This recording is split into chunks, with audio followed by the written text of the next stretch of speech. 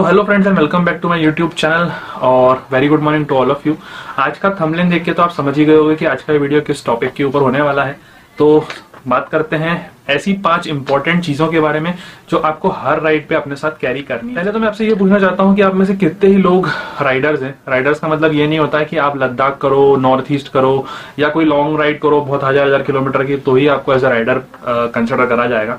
अगर आप bike ride कर रहे हो, आप 100 किलोमीटर भी राइड करते हो महीने 2 महीने में, तो भी आप एक राइडर हो। और आपके साथ ये 5 बेसिक चीजें होनी ही होनी चाहिए, क्योंकि कभी भी इन चीजों की जरूरत पड़ सकती है। विद इन 100 किलोमीटर, मैं तो बोलूंगा 50 किलोमीटर की राइड में भी इन चीजों की जरूरत पड़ सकती है, क्योंकि कुछ भी चीजें राइड के दौरान अनएक्सपेक्टेड होती हैं। काफी सारी चीजें कभी भी घट सकती हैं, दैट्स व्हाई। तो बिगर टाइम वेस्ट करें, शुरू करते हैं अपन आज का ये। तो फर्स्ट थिंग जो आपको आपके साथ रखनी है, आप पूरी राइड के दौरान आपको जरूरत पड़ सकती है उस चीज की, वो होता है आपका टूल किट।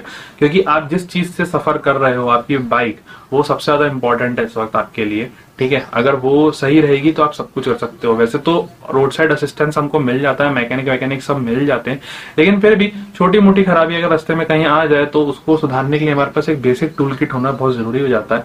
तो देखो, मैंने तो एक ऐसी टूल किट बना रखी है, मैं थोड़ा जूम आउट कर लेता हूँ तो आप लोग को देखने में आसानी हो जाएगी। ठीक है, तो ये तो ऐसी एक टूल किट बना रखी है। एक्चुअली ये एक बैग है जो मैंने मार्केट से परचेस कर लिया था। इसके अंदर एक बेसिक टूल का सामान मैंने रख दिया है। ठीक है, अब क्या क्या है इसके अंदर, सबसे पहले तो देखो मैं अलग से और दिखा देता हूँ। मैं कुछ निकाल के रख रखा था सामान। मैं ये स्क्रू ड्राइवर यूज करता हूँ, टपरिया का स्क्रू ड्राइवर है, जिसके साथ में ये अटैचमेंट आता है। ठीक है, इस अटैचमेंट के अंदर काफी सारे अलग अलग साइज, अलग अलग शेप के बिट्स हैं। एलन बिट्स भी हैं, स्टार बिट्स भी हैं, प्लस वाले माइनस वाले दोनों टाइप के बिट्स हैं। तो इससे हम काफी ज्यादा चीजों को आसानी से खोल सकते हैं। बाइक्स के अंदर कोई प्रॉब्लम नहीं होती है। मैं तो अपने घर पे कभी भी अपनी बाइक में मेरे को कुछ भी फिटिंग करनी होती है, आप लोग को नहीं पता होगा, मेरी बाइक का काफी सारा काम मैं खुद ही कर लेता हूँ। ठीक है, छोटा मोटा जो काम होता है वो मैं खुद ही घर पे कर लेता हूँ, तो इसी से मेरा काम चल जाता है। इन दोनों चीजों के अलावा एक मैं इसके अंदर रखता हूँ ये, जिसे आप प्लास के तौर से भी जानते हो, टपरिया का ये भी थोड़ी अच्छी क्वालिटी का यूज इसलिए करता हूँ क्योंकि जरूरी है, नहीं तो ये क्या होता है, लूज हो जाते हैं या जंग की वजह से खराब हो जाते हैं, कोरोजन की वजह से, दैट्स व्हाई। इसके अलावा एक इंसुलेशन टेप हमेशा रहता है। क्यों? क्योंकि अगर कोई इलेक्ट्रिकल फेलियर आता है बाइक के अंदर, तब ये हेल्प करने वाला है आपकी। कहीं वायर में कट लग जाए या ऐसी कोई चीज आ जाए तो ये हेल्प करेगा आपको। इसके अलावा भी मेरे इस के साथ में मैंने ये बिट्स रख रखे हैं। ठीक है, ये नट बोल्ट खोलने के लिए है, जिसमें आप 12-13 नंबर तक के नट बोल्ट्स को खोल सकते हो with the help of screw driver. Screw driver में इसे फंसा लो। ठीक है, जैसे दिखाता हूं मैं आपको, ये बिट निकाल ली हमने स्क्रू ड्राइवर की, इसकी जगह जैसे ये निकाली और ये इसमें लगा दिया अपन ने, तो ये कंप्लीट हो गया। इससे आप खोल सकते हो। अब आपको टॉर्क की कमी होगी अगर, तो आप यहाँ से कुछ चीज को घुसेड़ के, ये छेद देख रहे होगे आप, इसमें एक है ना होल है, तो इस होल से आप डाल के एक रॉड वॉड जैसे कोई पतला चीज डाल के उसे घुमाओगे तो आपको टॉर्क भी मिल जाएगा, पर्याप्त टॉर्क, तो आप उन्हें भी खोल सकते हो।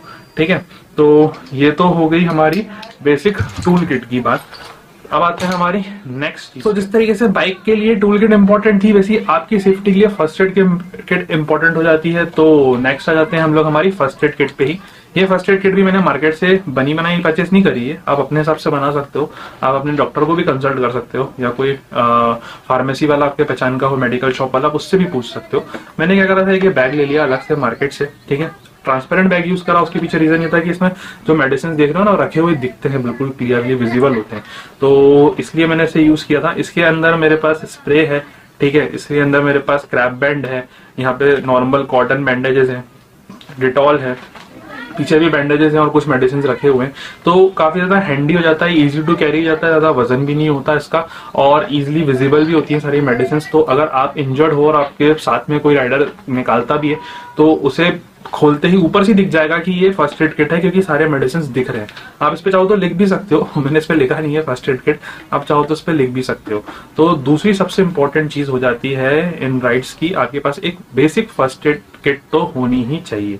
ठीक है, तो ये 2 चीजें हो गई हमारी। अब आप बढ़ते हैं हम लोग तीसरी चीज की तरफ। तीसरी क्या चीज इंपॉर्टेंट होनी चाहिए? तो third important thing is the power bank. Power bank, ठीक है, मैं यूज करता हूँ 10,000 mAh का ये पावर बैंक। मेरा काम चल जाता है इस पावर बैंक से। आप चाहो तो 20,000 mAh का पावर बैंक भी यूज कर सकते हो। ठीक है, पावर बैंक की जरूरत क्यों पड़ती है? क्योंकि मेरे पास देखो क्या है, मोबाइल भी होता है, मेरे पास मेरा एक्शन कैमरा SJ कैम भी होता है। SJ कैम की बैटरी ज्यादा से ज्यादा अगर आप उसे चलाओगे कंटिन्यूसली तो 40 मिनट चल पाती है, उससे ज्यादा नहीं चल पाती, तो आपको उसे वापस चार्ज करना पड़ता है। ठीक है। तो उस जगह पे मेरे लिए ये काम में आता है, क्योंकि इसमें 2 चार्जिंग पोर्ट है, किसी किसी में 3-4 भी मिल जाएंगे आप लोगों को। तो यहाँ से मैं अपने यूएसबी केबल को कनेक्ट करके अपने मोबाइल को भी एक ही टाइम पे मोबाइल को भी चार्ज कर सकता हूँ और साइमल्टेनियसली अपने एसजे कैम को भी चार्ज कर सकता हूँ। ठीक है। बाकी अगर आप नॉर्मल राइड्स भी करते हो तो आप एटलीस्ट इसको तो चार्ज कर ही सकते हो ना, सॉरी मोबाइल को तो चार्ज कर ही सकते हो उससे।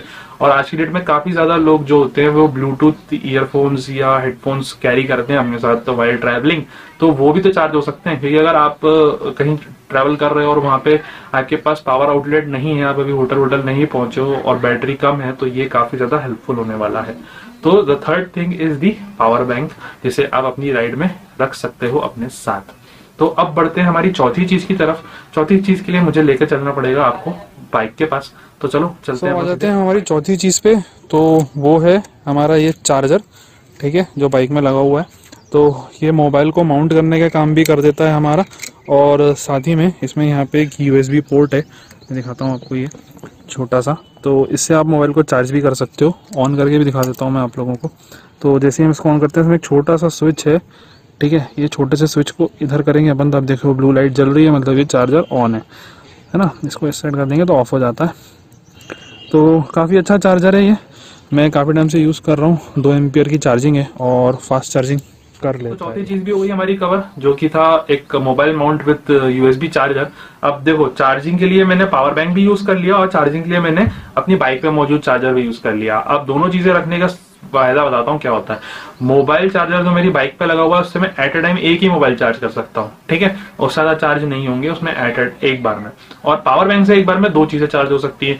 अब मोबाइल चार्जर भी बाइक का मैं तभी यूज करूंगा जब मैं राइड कर रहा हूँ पूरे टाइम। लेकिन अगर मैं किसी होटल में बैठा हूँ, अपना लंच या डिनर कर रहा हूँ, या थोड़ी देर का टी ब्रेक लिया है, उस दौरान भी अगर मैं अपने किसी भी गैजेट को चार्ज करना चाहूँ जो उस वक्त यूज में ना हो, तो उनके लिए मेरे लिए पावर बैंक ज्यादा अच्छा होता है। उसके लिए मेरे को मेरी बाइक को चालू रखना जरूरी नहीं है।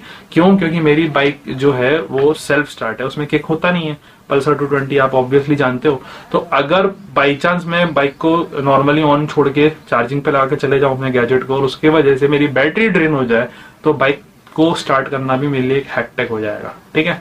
क्योंकि लो आरपीएम पे वो चालू नहीं होती, उसको थोड़ा सा स्पीड चाहिए होती है, तब जाके बाइक चालू हो पाती है, अगर आप उससे धक्का मार के चालू करने की कोशिश कर रहे हो तो ये 4 चीजें हो गई हमारी।